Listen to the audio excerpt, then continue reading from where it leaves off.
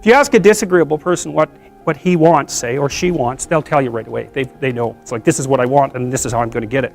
But agreeable people, especially if they're really agreeable, are so agreeable that they often don't even know what they want, because they're so accustomed to living for other people and to finding out what other people want and to trying to make them comfortable and so forth, that it's harder for them to find a sense of their own desires as they move through life. And that's not, look, there's situations where that's advantageous, but it's certainly not advantageous if you're going to try to forge yourself a career. That just doesn't work at all. And so, even though on average men and women aren't that much different in terms of their levels of agreeableness by the group, if you go out and you look at the extremes, they're very different. So all of the most agreeable people are women, and all of the most disagreeable people are men. And the thing is, the extremes are often what matter, rather than what's in the middle.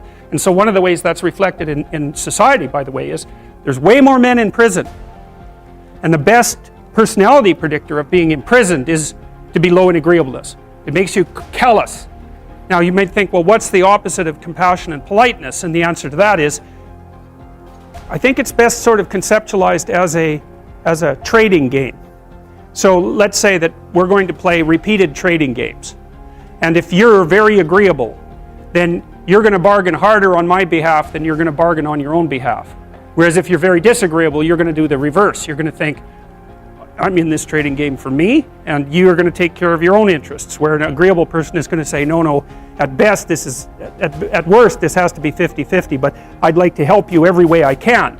You know, and you can see why that is in accordance with the hypothesis that I've been putting forward. You don't want conflict around infants. It's too damn dangerous. You don't want fights to break out. You don't want anything to disturb the relative peace. You know, and if you're also more prone to being hurt physically and perhaps emotionally, you're also maybe loath to engage in the kind of high intensity conflict that will solve problems in the short term, because it takes a lot of conflict to solve problems in the short term. And you know, if that can spiral up to where it's dangerous, which it can if it gets uncontrolled, it might be safer in the short term to keep the waters smooth and to not delve into those situations where conflict emerges. The problem with that is it's not a very good medium to long-term strategy, right? Because lots of times there are things you have to talk about because they're not going to go away. And the advantage to having a well-socialized disagreeable person is that they really don't let much get in their way.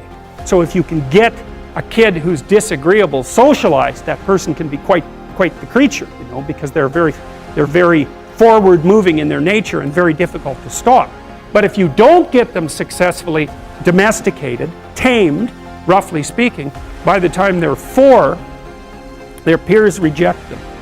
And that's a big problem, because your job as a parent is to make your child socially desirable by the age of 4. Like you want to burn that into your brain, because people don't know that. That's your job. And here's why. It's easy if you think about it carefully. So you imagine you've got a 3-year-old child, so sort of halfway through that initial period of socialization, and you take that child out in public. Okay, what do you want for the child? Who cares about you? What do you want for the child?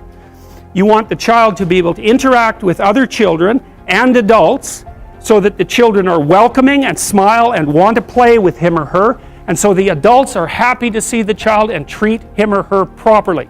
And if your child's a horrible little monster because you're afraid of disciplining them or you don't know how to do that properly, then what they're going to do is they're going to experience nothing but rejection from other children and false smiles from other parents and adults. And so then you're throwing the child out there into a world where every single face that they see is either hostile or lying. And that's not something that's going to be particularly conducive to the mental health or the well-being of your child. Imagine the aggressive 2-year-old types. They get socialized, so their level of aggression goes down, and then they hit puberty and testosterone kicks in, and bang, levels of aggression go back up. And so that's why males are criminals between the ages roughly of 16 and about 25. It's really useful to investigate the viewpoints of people who have opposing views to yours. Because they'll tell you things, not only will they tell you things you don't know, they'll also tell you how to see the world in ways that you don't see it. And they'll also have skills that you don't have, that you could develop. So for example, if you're an introverted person, it's very useful to watch an extroverted person, because the extroverted person has ways of being in the social world that aren't natural to you, that you can use to improve your toolkit. And if you're disagreeable, one of the best things to do with disagreeable people, especially if that's alienating them from other people, for example, because it can, you know, people treat you like you're a selfish, arrogant son of a, maybe that's because you are. It's like, okay, so what do you do about that? One of the most promising treatments, let's say, for that is get the person to do something for someone else once a day, just as a practice, and learn how to do it. Maybe you can wake the circuit up, you know, if you think that it's lying dormant in you, which is probably right. You know, I think we have a very wide range of propensities within us. Some are switched on, genetic propensities. Some are switched on, but I think that if you put yourself in the right situation or walk yourself through the right exercises, you can switch some of these other things on as well. But it takes work and dedication and discipline. You know, so if you're hyper extroverted, you should probably learn to shut up at parties now and then and listen just to see what's going on, to see if you can manage it, you know. And if you're introverted, well, then you should learn how to speak in public and to learn how to go to parties without hiding in the corner and saying nothing to anyone. You know, and if you're agreeable, then you need to learn how to be disagreeable so people can't push you around. And if you're disagreeable, you need to learn how to be agreeable so that you're not an evil son of a bitch.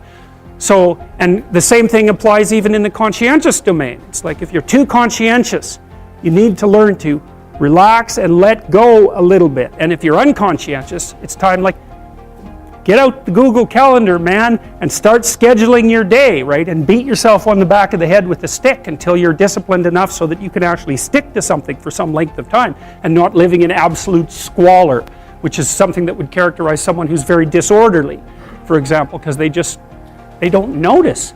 It doesn't bother them, disorder. It's like, maybe they can see it, but it doesn't have any emotional valence, and so it doesn't have any motivational significance.